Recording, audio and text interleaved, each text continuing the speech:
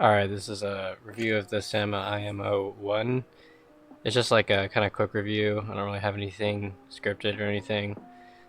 Just kind of like a user review. Oh yeah, look at it. It's like a discrete micro RTX small form factor. Okay, so we have it pulled up on Newegg here. Just the IM01 black steel micro ATX tower computer case. It's $70. It's not that expensive considering all of the compatibility that it has. So looking at this case, what makes it appealing is it's a pretty small form factor, 15 by 7 by 12, which is pretty small, but you can take a micro ATX motherboard. Down here we have 4 slots for a GPU. You can fit a full ATX power supply in here. There's room for hard drives and such up here in the front, down here. It's just a very compact, well-made case, so you have a lot of options for putting stuff into it. I can't seem to, oh here we go. So some of the technical specs, we have a maximum GPU length of 335 millimeters, and the GPU that I have in it right now, the Asus TUF 3070, is right around there. I think it's a 310 millimeter GPU, and it fits with room to spare. You can do a max of 155 millimeter CPU cooler height, which is pretty tall. I think for reference, a Hyper 212 Evo is like 142 or something. I'll put it on the screen. It's over here. It's on the screen. But yeah, so you can fit a pretty decent CPU cooler in this case, and that's not even really that big.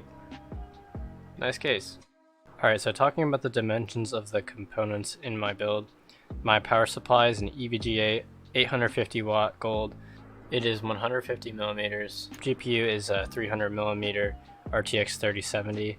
Those are the two biggest components. My CPU is an i5. I'm using a 120 millimeter AIO, and it all fits pretty well. You can see there's a lot of space for the GPU. I also have a hard drive in there, fits fine. I think that the most important factor to making this build work is the length of your power supply. It shouldn't be any longer than 150 millimeters. If it is, then it might cause interference issues with the GPU. Like you can see with my build, the GPU is kind of pushing down on the power supply cables, which is fine, but if it was any longer, then the GPU probably wouldn't fit. Another issue that I faced was that my GPU is sagging a lot, as you can see. So what I did is I actually flipped the computer around and put the feet on top, and it sags a little bit less this way. Also, some nice stuff you get with this case. All the side panels are steel, they're very sturdy, and they all come with a dust filter that's magnetic, and that's pretty nice. It actually keeps a lot of dust out of my PC, even though that close-up was kind of dusty. It would have been worse without the panels, so that's nice.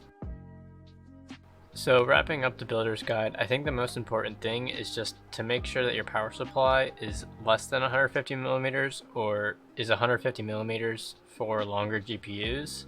Otherwise, it's a pretty forgiving case. It's pretty nice, and you can get a lot out of it. So yeah, I recommend. It's nice. Well, thanks for watching. If you enjoyed that, I have a monitor review also. It's the monitor I'm using right now. Leave a comment if you want a full review.